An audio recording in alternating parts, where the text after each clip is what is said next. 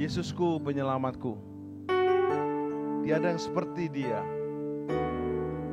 Dia dari surga turun menjadi manusia, menjadi penebus, penyelamat. Dan akhirnya Dia mati buat kita, bangkit naik ke surga, menyediakan tempat buat kita, dan akan datang menjemput kita. Mari kita puji Dia sekarang dan selama-lamanya. Yes.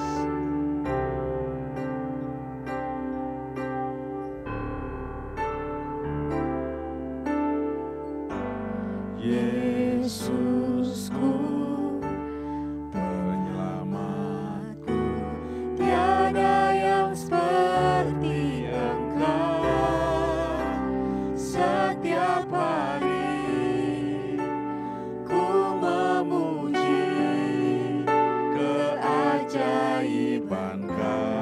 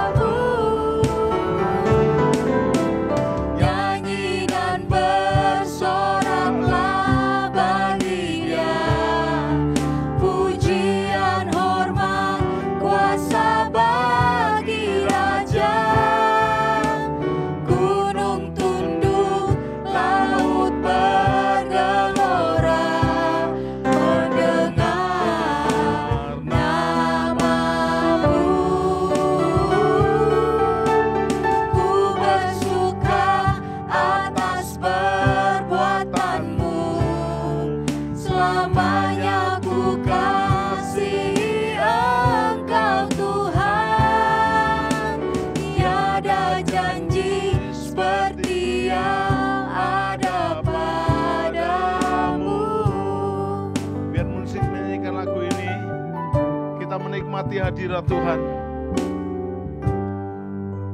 Laut bergelora, langit boleh berwarna biru gelap atau mungkin penuh awan-awan, tapi ingat, kasih Tuhan tidak pernah berubah. Dia penyelamat kita, Dia penebus kita, Dia Tuhan dan Raja kita. Bahkan Dia Gembala yang agung, yang senantiasa bersama kita. Puji Dia, Puji Dia sekarang dan selama-lamanya.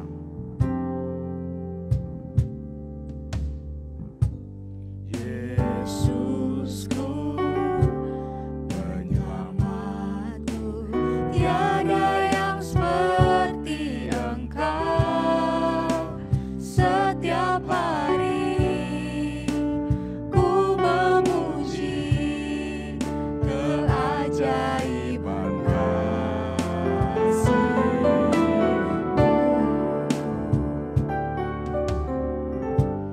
Penghibur, pelindung, menara kekuatan, biarlah semua yang bernafas tak berhenti menyembah.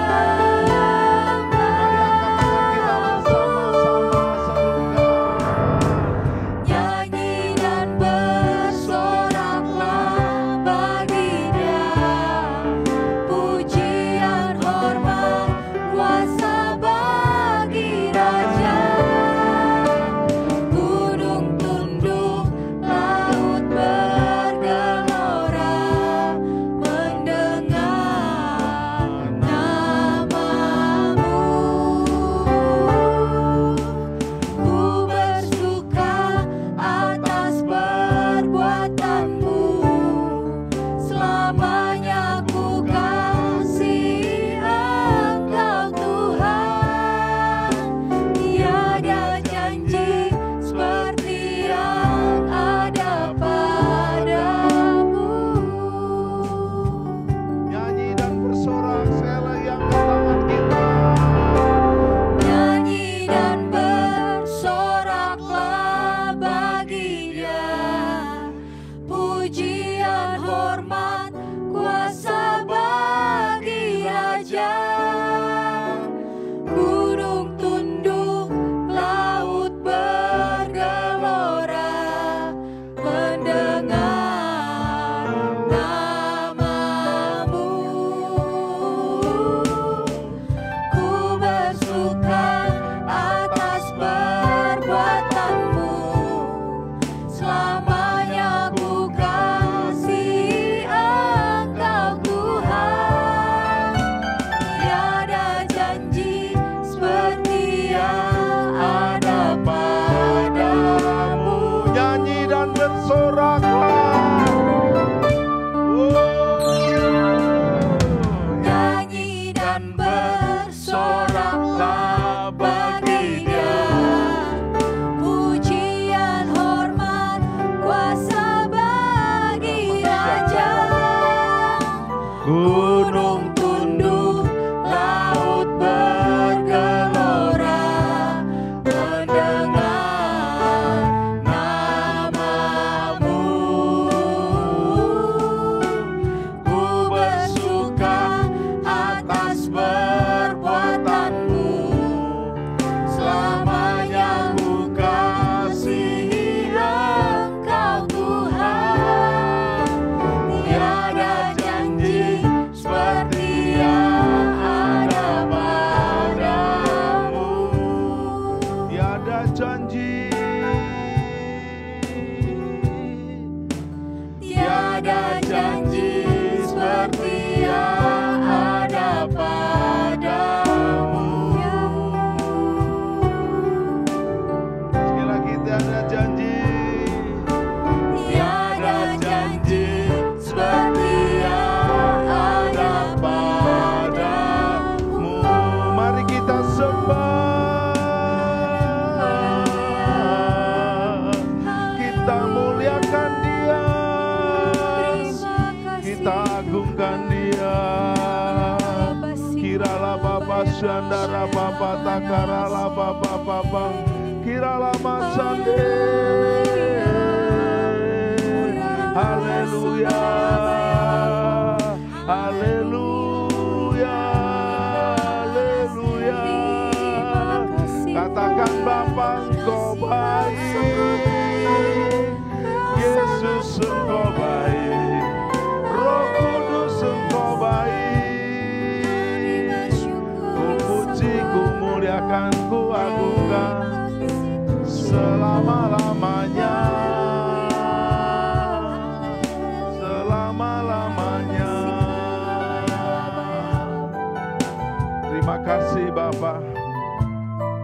kasih Bapa, hadirat-Mu terus atas kami. Kami siap memuji-muji Engkau, menyembah Engkau, mengagungkan Engkau. Yes. Firman-Mu Tuhan, pelita bagi kakiku, terang bagi jalanku.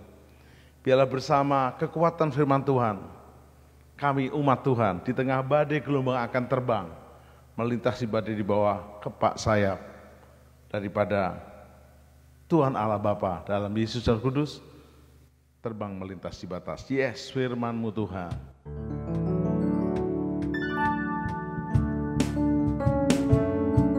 Yes, semua tepuk tangan dengan meriah.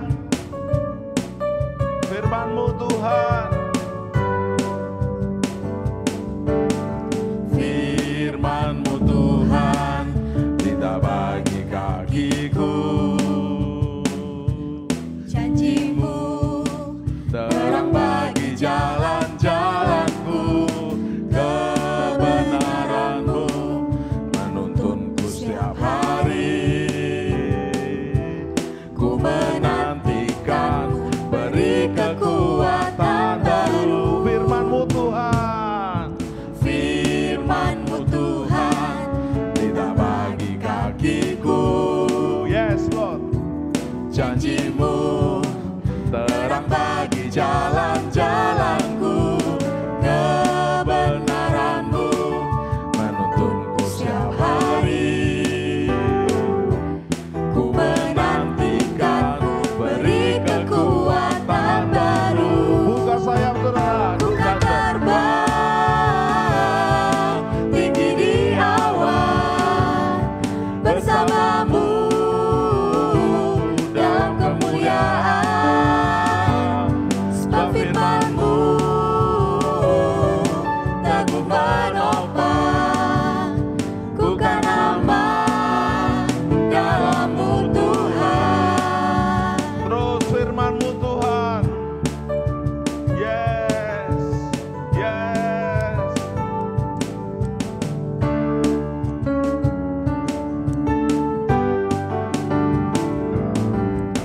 Firman-Mu Tuhan, pelita bagi kakiku. Janji-Mu terang bagi jalan-jalanku, kebenaran-Mu menuntunku setiap hari. Ku menantikan, beri kekuatan baru. Ku kan terbang Tinggi di awan bersama-Mu dalam kemuliaan. Sebab firman-Mu teguh menopang, ku kan aman dalam-Mu Tuhan. Bukan terbang, Ku kan terbang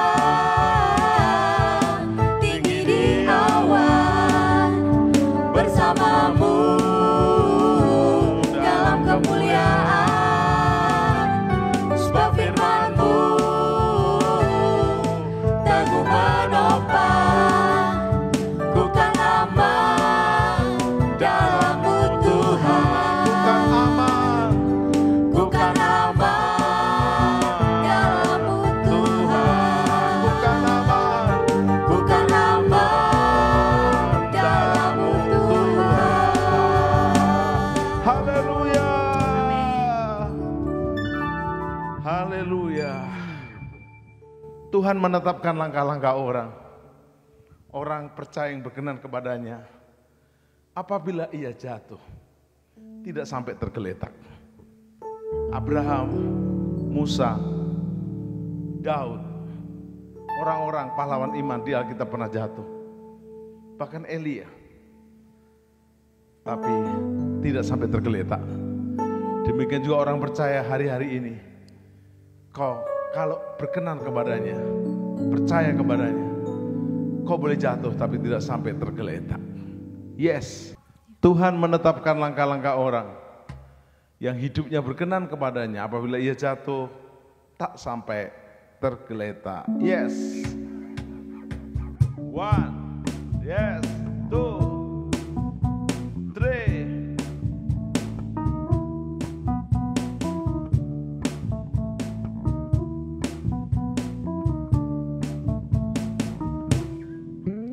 Tuhan menetapkan langkah-langkah orang yang hidupnya berkenan kepadanya. Apabila ia jatuh, tak sampai tergeletak, sebab Tuhan menopang tangannya. Tangannya, Tangannya, tangannya, sebab Tuhan menopang tangannya.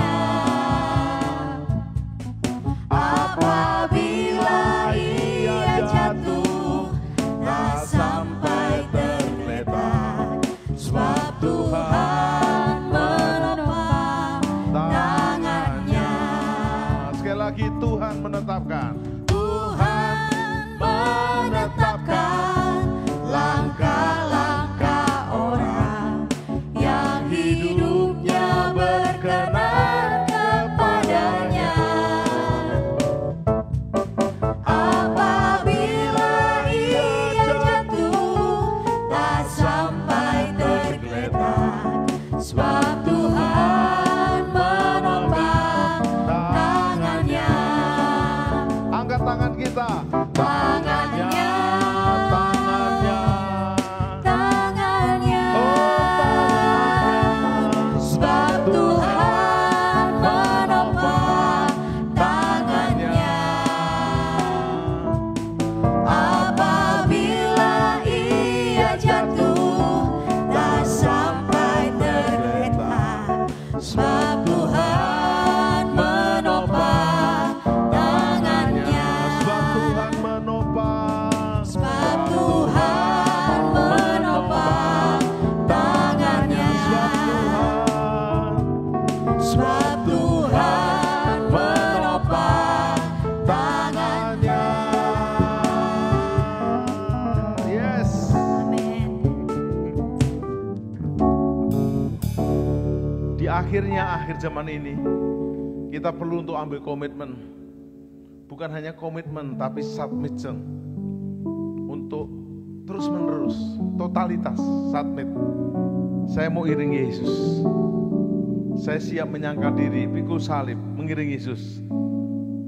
Seumur hidupku dan selama-lamanya. Yes, saya mau iring Yesus.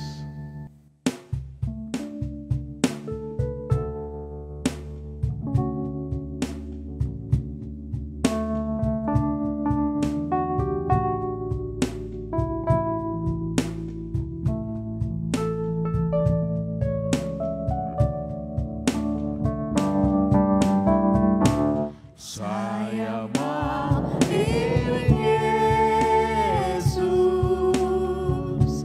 Saya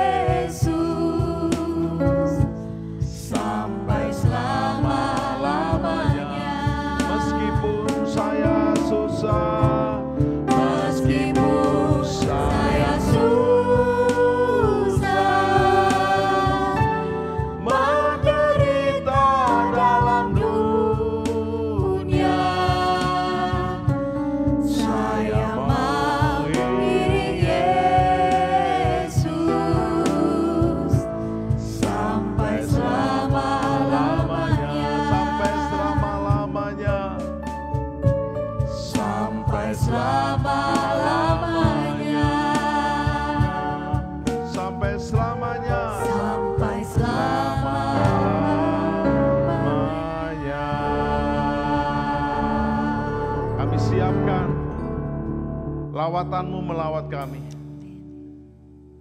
Kuasa-Mu menjamah kami. Bahkan kami siap mengiringi Yesus. Menyangkal diri.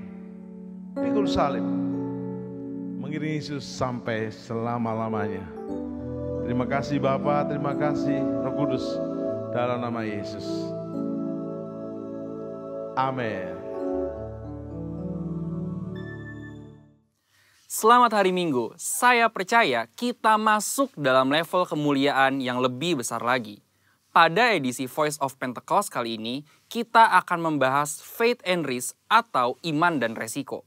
Berapa banyak saudara yang mau hidup tanpa resiko, berbisnis tanpa resiko, menikah tanpa resiko, atau untuk yang anak muda, pacaran tanpa resiko sakit hati. Apa sih resiko itu? Resiko adalah sesuatu yang buruk yang tidak sesuai dengan harapan kita, tetapi rasanya tidak mungkin kita hidup tanpa resiko. Karena dunia yang kita kenal hari ini adalah dunia yang telah dirusakkan oleh dosa. Kejadian 8 ayat 22 mengatakan, selama bumi masih ada, takkan berhenti-henti musim menabur dan menuai, dingin dan panas, kemarau dan hujan, siang dan malam. Oleh sebab itu, selama bumi masih ada, maka yang namanya resiko akan terus ada. Lalu bagaimana kita mengatasi hal ini? Dengan memiliki iman. Terkadang hidup ini seperti seorang pengusaha yang sedang berinvestasi. Dan yang namanya investasi tentu ada segudang resiko. Seperti beberapa faktor berikut. Yang pertama, faktor waktu. Kita bisa menghitung, tetapi tidak bisa menentukan dengan pasti kapan investasi kita akan menghasilkan profit yang baik. Dalam hidup ini kita juga tidak pernah bisa memastikan waktu. Tapi yang pasti Tuhan selalu tepat waktu. Yang kedua, faktor karakter. Kepada siapa kita menginvestasikan uang kita akan sangat berpengaruh pada besar kecilnya resiko yang akan kita terima. Tetapi apabila kita menginvestasikan hidup kita pada Tuhan, kita tahu Dia adalah pribadi yang sangat dapat dipercayai, bahkan mengasihi kita. Yang ketiga, faktor tak terduga. Sejeli apapun kita mengelola semua resiko dalam investasi, tetap saja ada resiko yang tidak dapat kita duga. Seperti halnya tahun 2020 ini. Banyak hal yang tidak kita ketahui dan mengejutkan. Tetapi Tuhan tahu, maka dari itu memiliki iman menjadi sangat penting. Sama halnya dengan investasi yang memiliki segudang resiko. Hidup kita hari ini juga dipenuhi dengan resiko dan bahaya. Tetapi memiliki iman dan menginvestasikannya kepada Tuhan menjadi hal yang sangat penting pada titik ini. Karena ketika kita memiliki iman, ada 3 hal yang akan kita alami. Dengan iman kita mendapatkan kepastian janji-janji Allah. Dengan iman kita mendapatkan perkenanan Allah. Dengan iman kita memperluas kerajaan Allah di bumi. Seperti yang Ibrani 11 ayat 6 katakan. Tetapi tanpa iman tidak mungkin orang berkenan kepada Allah. Sebab barang siapa berpaling kepada Allah, ia harus percaya bahwa Allah ada. Dan bahwa Allah memberi upah kepada orang yang sungguh-sungguh mencari Dia. Resiko akan selalu ada dan tidak bisa kita hindari di dalam dunia yang telah dirusakkan oleh dosa ini. Tetapi kita, orang Pentakosta, tidaklah harus menjadi takut akan hal ini. Melainkan mempergunakan iman untuk dapat mengelola setiap resiko yang ada dalam kehidupan.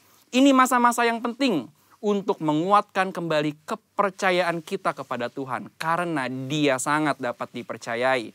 Dan ketika kita berhasil mengelola semua resiko itu dengan iman, maka kita akan memperoleh profit, yaitu janji dan perkenanan Tuhan. Maka sebagai orang Pentakosta, hari ini jangan ragu untuk menginvestasikan iman dan seluruh kehidupan kita kepada Tuhan Yesus Kristus. Tuhan memberkati. Salam berdoa dan berjaga. Kekasih-kekasih Tuhan, menjelang akhirnya akhir zaman, kita akan membedah kitab Wahyu bersama-sama. Tentu saya bukan pakar, juga bukan ahli. Kita belajar bersama.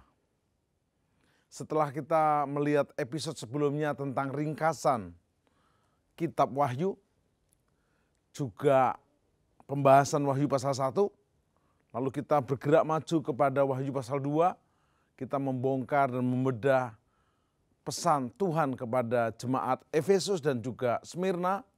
Sekarang kita memasuki bedah kitab Wahyu kepada jemaat Pergamus di kitab Wahyu pasal 2 ayat 12 sampai 17. Kita akan coba studi kata. Kata Pergamus dalam bahasa Yunani adalah Pergamos. Pergamos ini artinya ditinggikan, tempat yang tinggi atau ketinggian. Namun yang perlu diingat adalah ternyata Pergamos itu adalah takhta di mana iblis pernah minta ditinggikan. Jadi ada takhta iblis di Pergamos. Terkenal dengan pusat penyembuhan dan ada kuil yang namanya Asclepios yang mereka menyatakan sebagai juru selamat dalam tanda petik. Ngaku-ngaku aja. Dia mengaku dewa kesehatan, dewa pengobatan, dan akhirnya lambangnya itu ada cawan dan ular kobra menjadi lambang rumah sakit dan dunia kesehatan sampai hari ini. Apa yang menarik? Ternyata saya dan saudara harus mencoba mengerti ada identitas Kristus kepada Yohanes yang kita bisa lihat dari ayat demi ayat di pasal 2 ini. Wahyu pasal 2:12 menyatakan, dan tuliskanlah kepada malaikat jemaat di Pergamus. Malaikat jemaat hari ini adalah pemimpinnya. Kenapa? Pemimpinnya menerima surat untuk disampaikan kepada pengerja, diaken, dan juga umatnya. Inilah firman. Inilah firman Dia yang memakai pedang yang tajam dan bermata dua. Bapak Ibu Saudara, memang firman Tuhan itu pedang bermata dua. Apa yang kita bisa pelajari adalah ada hal yang istimewa bahwa Yohanes menyatakan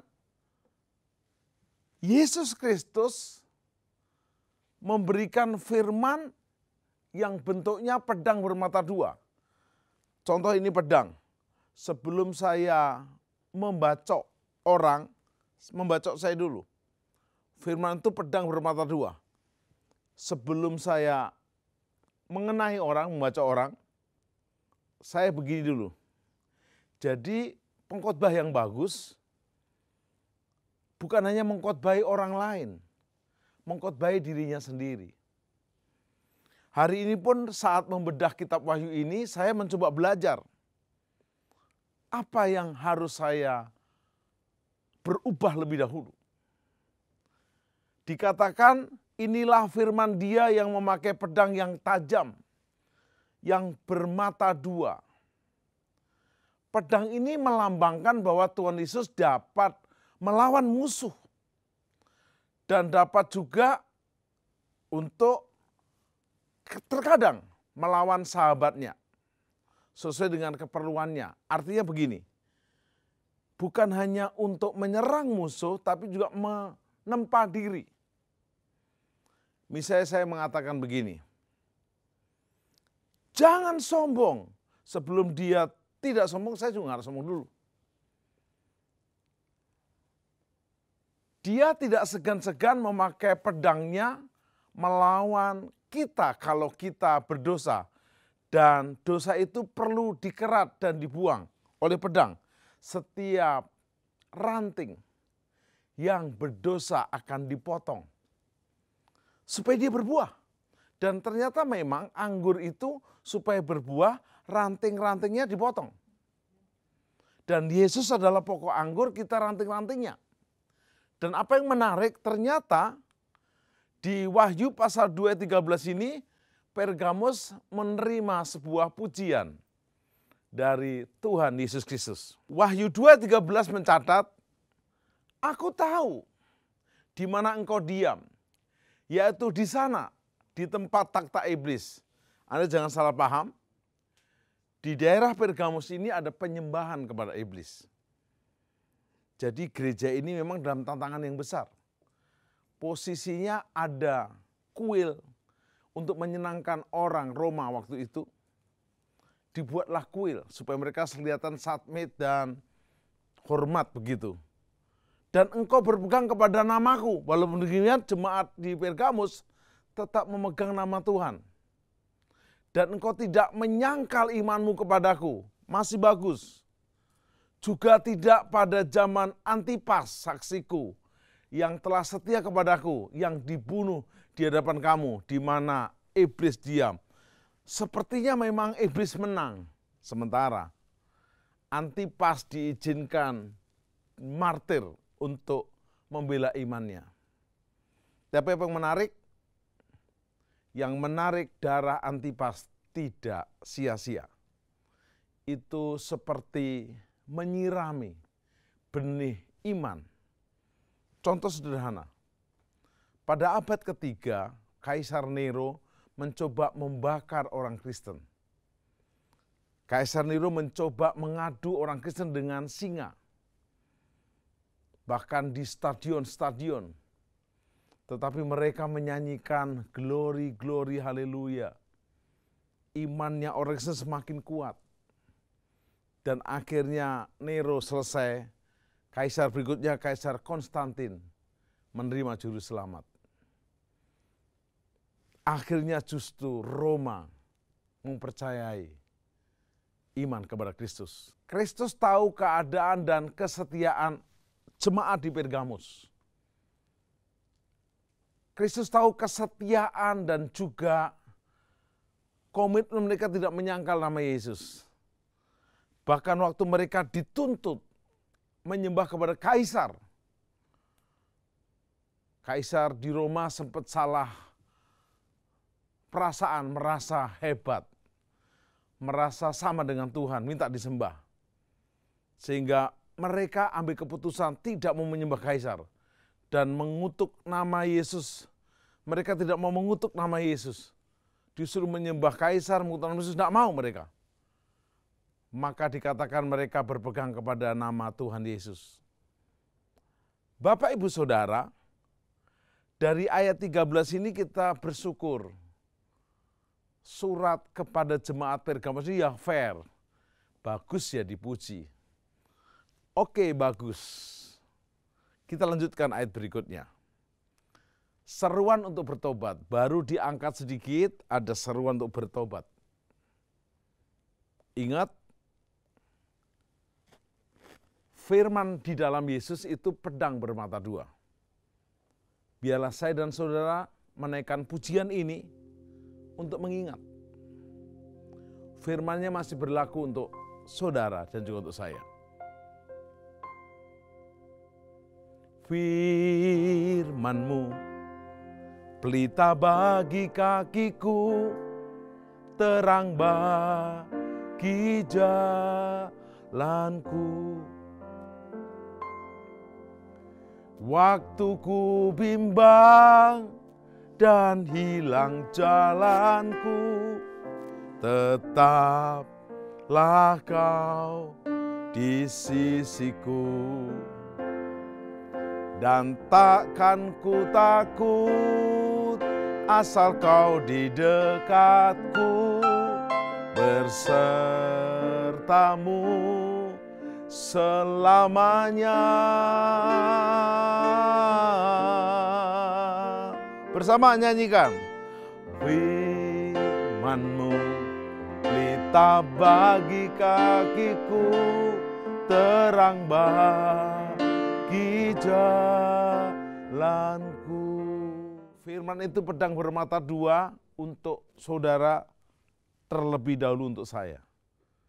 Jadi seruan untuk bertobat bukan untuk saudara, jangan tersinggung dan jangan marah dulu. Untuk saya juga. Ayat 14. Tetapi aku mempunyai beberapa keberatan terhadap engkau. Ada keberatan. Bapak Ibu kalau menerima surat dari presiden, dari wali kota, dari gubernur, atau bupati, aku memuji engkau, kita happy. Tapi kalau ada keberatan kita akan dengerin, apa keberatannya? Ada beberapa orang yang menganut ajaran Biliam. Coba kita bongkar ini. Biliam itu siapa? yang memberi nasihat kepada Balak untuk menyesatkan orang Israel supaya mereka makan persembahan berhala dan berbuat zina. Biliam ini kalau profesi hari-hari ini adalah nabi bayaran, pendeta upahan. Dia selalu ada hitungannya. Biliam adalah seorang nabi palsu yang menjual pelayanannya kepada raja kafir, Balak, dan menasihati untuk mencobai orang Israel. Jadi mencobalah Biliam untuk mencoba mengutuki Israel atas permintaan Balak. Tapi yang keluar justru blessing, berkat, berkat, berkat. Ternyata Biliam tidak pernah bisa mengutuki umat pilihan Allah. Karena tidak bisa mengutuki umat pilihan Allah, maka Biliam pakai kecedikannya yang, mohon maaf, yang agak nggak fair dan juga licik.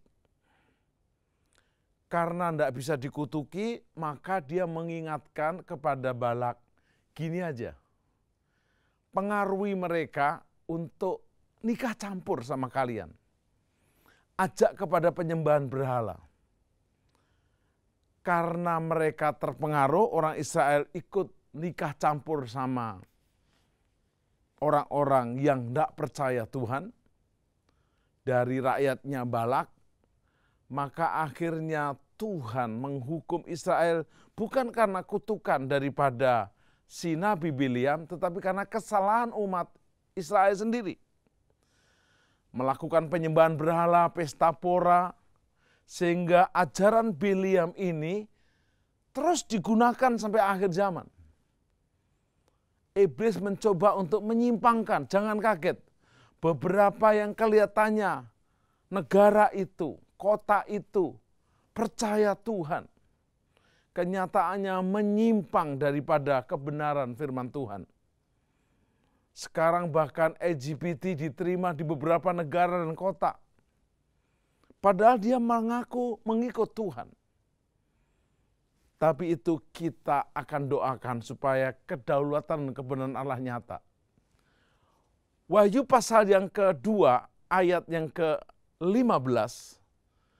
Demikianlah juga ada padamu orang-orang yang berpegang kepada ajaran pengikut Nikolaus.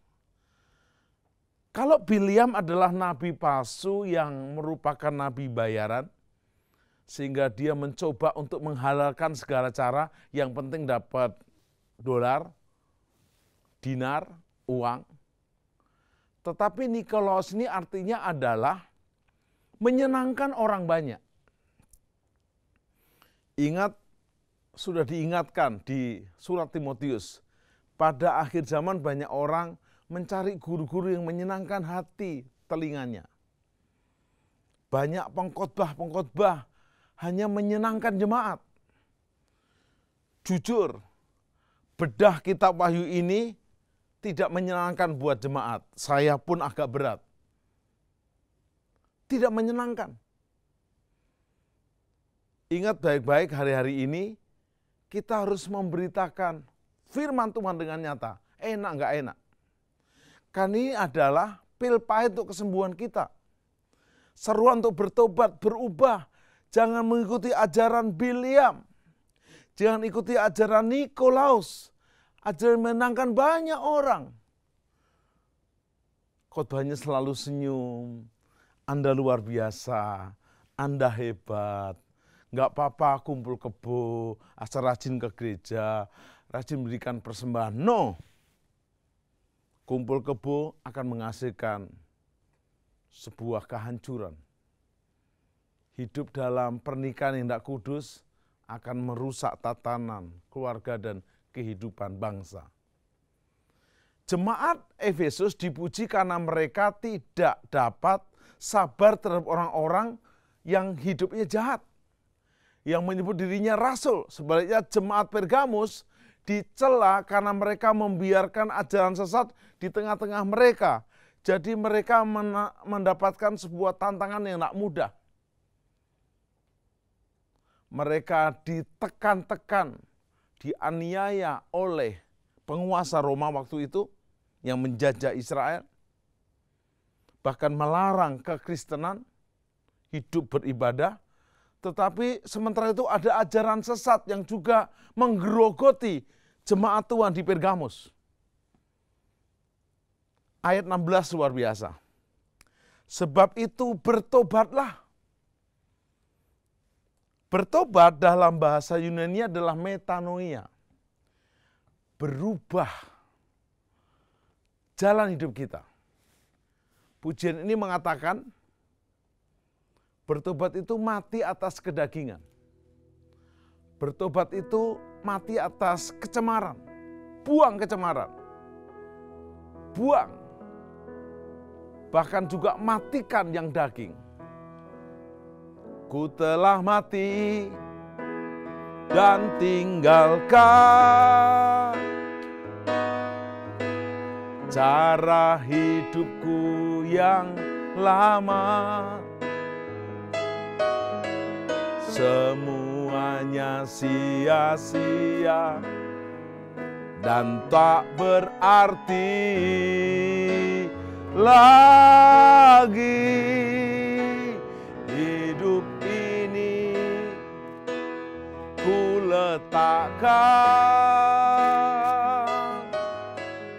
pada mezbah-Mu ya Tuhan. Jadilah padaku seperti yang Kau ingini. Sebab itu bertobatlah. Jika tidak demikian, aku akan segera datang kepadamu. Dan aku akan memerangi mereka dengan pedang yang ada di mulutku. Wow. Jadi firman Tuhan yang ada di mulut Tuhan Yesus memerangi kita. Jemaat Pergamus tidak diperbolehkan acuh tak acuh terhadap ajaran sesat. Mereka harus belajar untuk jemaat ini tegas dan tegak kepada kebenaran. Jadi jangan cuek terhadap ajaran sesat. Tegas. Jika mereka tidak bertobat, akibatnya pedang bermata dua akan dipakai melawan mereka. Terutama mereka yang menganut ajaran sesat. Ingat, ajaran sesat itu palsu. Biasanya mirip yang asli. Zaman sekarang tas palsu itu mirip. Sampai ada namanya tas palsu KW1, KW2, 3, 4, 5. Mirip banget. Jadi ajaran sesat selalu mirip dengan yang aslinya. Kalau betul-betul salah misalnya, oh enggak usah juru selamat, tapi juru kunci, ya enggak nyambung. Tetap juru selamat tetapi ada tambahannya. Ada dipelesetkannya, dibelokkannya sedikit. Jangan kaget, hari-hari ini penyesatan marak di mana-mana. Orang mengaku nabi, orang mengaku utusan Tuhan. Dan hari-hari ini jangan mau terpengaruh. Kita tegas. Bapak Ibu Saudara, mari kita belajar bersama hari ini ada pesan. Yesus menantang orang-orang untuk kembali kepada jalan kebenaran. Kepada waktu yang Tuhan berikan sangat singkat. Bertobatlah, kalau enggak aku akan datang. Pesan dalam Wahyu 2 ayat 17 menyatakan tegas. Siapa yang bertelinga? Ini agak-agak, kok maksudnya? Maksudnya begini, ada orang punya telinga tapi juga nggak mendengar. Bahkan banyak orang ke gereja mendengar tapi nggak ngerti. Masuk telinga kanan, keluar kiri kanan. Lewat. Siapa yang bertelinga, hendaklah ia mendengarkan apa yang dikatakan Roh Kudus kepada jemaat-jemaat. Bapak Ibu Saudara, hari-hari ini kalau kita punya telinga, pasanglah telingamu. Mengapa? Karena kalau kita punya telinga nggak mendengar, ada resiko. Kita bukan dianggap lagi bodoh tapi bebal. Dengarkan firman dan belajarlah untuk taat. Sementara Bileam naik ke bukit hendak mengutuki umat Israel, umat pilihan Allah, malaikat menghadang. Dan keledainya tahu. Dan malaikat bilang, kalau dia aja ngerti, kamu gak ngerti Bileam. Dasar nabi upahan. Dia tertarik dengan upah dari Raja Balak. Kekasih-kekasih Tuhan, pastikan beri telingamu dan bertobat. Wahyu 2:17 ini juga menyatakan dengan jelas bahwa barang siapa menang, Tuhan Yesus tidak pernah memberi kita kado, hadiah, tapi kemenangan. 1 Korintus pasal yang ke-15, ayat 56 dikatakan syukur kepada Allah. Ayat 57 yang telah memberikan kepada kita kemenangan. Karena itu berdirilah teguh, jangan goyah, giatlah selalu dalam pekerjaan Tuhan. Sebab jeripayahmu dengan Tuhan tidak pernah sia-sia. Barang siapa yang menang, Anda harus berjuang, berjuang, berjuang, dan menang. Hidup ini proses. Jangan banyak protes, nanti bisa stres. Pandemi corona ini adalah tantangan iman untuk kita menang. Gereja mula-mula pada kitab Wahyu ini juga menghadapi tantangan. Bukan pandemi corona, pandemi Romawi, pandemi ajaran sesat. Tapi puji Tuhan sebagian menang. Barang siapa yang menang kepadanya akan kuberikan dari mana yang tersembunyi. Wow, kita tahu mana itu adalah firman. Umat Israel menerima mana? Roti yang dari surga. Tapi juga ada roti surgawi. Firman Tuhan yang tersembunyi.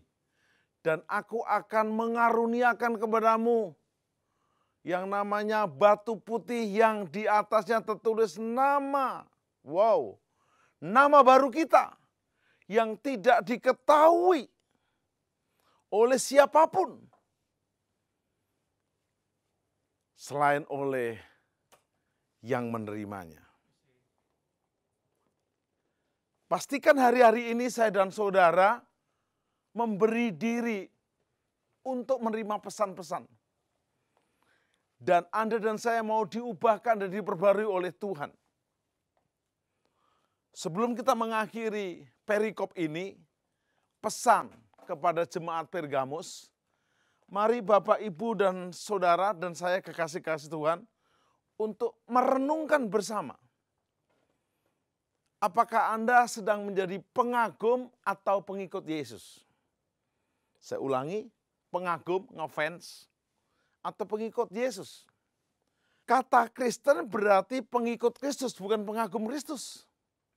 Dan menurut KBBI, Kamus Besar Bahasa Indonesia, menyertai orang berpergian, berjalan, bekerja, turut setia, walk with Jesus. Melakukan sesuatu sebagaimana yang dikerjakan orang yang kita ikuti. Yesus berkata, jikalau seseorang mau mengikut aku, sangkal diri, pikul salib, dan mengikut aku. Bapak, Ibu, Saudara, perhatikan hari-hari ini ada pesan dari Roma 6 ayat 11-12. Demikianlah hendaknya kamu memandangnya bahwa kamu telah mati bagi dosa. Pujian yang kita nyanyikan beberapa kali tadi, mari mati atas dosa. Dan Anda dan saya hidup bagi Yesus Kristus. Ayat 12 mengatakan dengan jelas, sebab itu hendaklah dosa jangan berkuasa. Kita jangan beri lagi dosa itu makan. Atau kekuatan. Jangan dicat baterainya, diselesaikan. Kenapa? Supaya kamu jangan lagi menuruti keinginan dosa. Aplikasinya apa buat kita hari-hari ini? Jadikan hidupmu menjadi persembahan yang berkenan. Jadikan hidupmu hari-hari ini hanya menyenangkan Dia. Menutup renungan kita untuk jemaat Pergamus di akhirnya akhir zaman. Kita ingat pesan Paulus kepada jemaat Roma di Roma 12:1. Karena itu saudara-saudaraku, demi kemurahan Allah, persembahkanlah tubuhmu sebagai persembahan yang hidup, yang kudus, dan berkenan kepada Allah. Itu adalah ibadahmu yang sejati. Ingat, kalau ada ibadah yang sejati berarti ada ibadah yang palsu. Kita bersyukur dengan pandemi corona, kita akan segera memasuki masa new normal. Bukan hanya Indonesia, seluruh dunia. New normal yang bagaimana? Kembali kepada tatanan firman. Natural. Ingat, Tuhan tidak berdiam hanya di gedung. Tuhan berdiam di tubuh yang adalah bait Allah.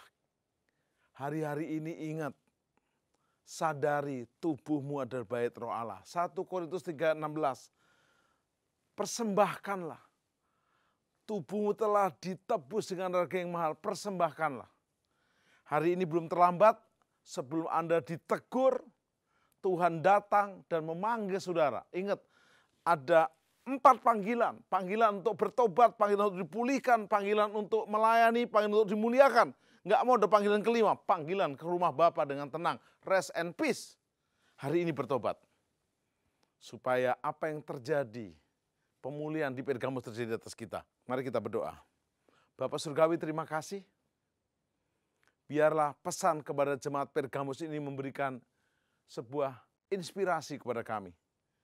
Ampuni jika ada di antara kami yang terpengaruh ajaran sesat Biliam dan Nikolaus, hanya menyenangkan orang banyak, hanya menghitung-hitung dan mencari untung seperti Biliam.